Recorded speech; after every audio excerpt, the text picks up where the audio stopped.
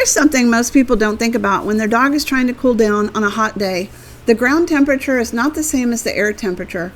On a hot Texas summer day, the surface your dog is lying on can be significantly hotter than the air around them, and that surface heat works directly against the cooling process your dog needs most after a walk.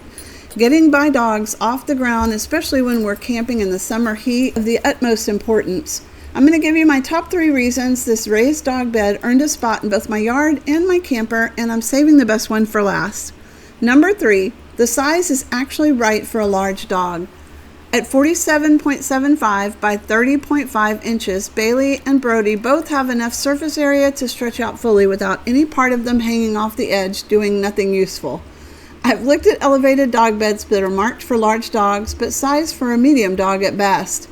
These dimensions are genuinely large size, and that distinction matters when the whole point is to get your dog completely off the surface in a resting position, elevated and comfortable.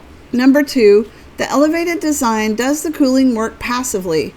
Airflow underneath the bed is what separates an elevated cot from a mat on the ground.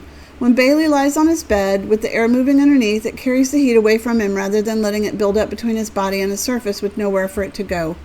Combined with the cooling mats I've been testing this summer, the elevated bed handles the passive ongoing cooling while the mat handles the active immediate cool down right after a walk.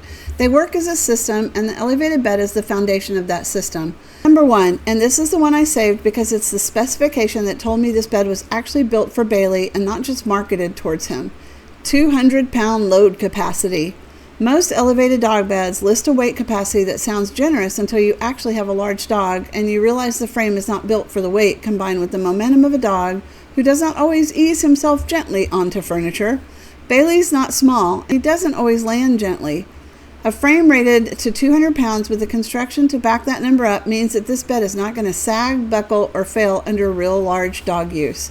This gives him a clean, elevated surface off the ground, away from dirt, bugs, and whatever the terrain happens to be. For a dog with epilepsy, having a consistent, familiar resting surface away from home is part of keeping his environment as controlled as possible on the road.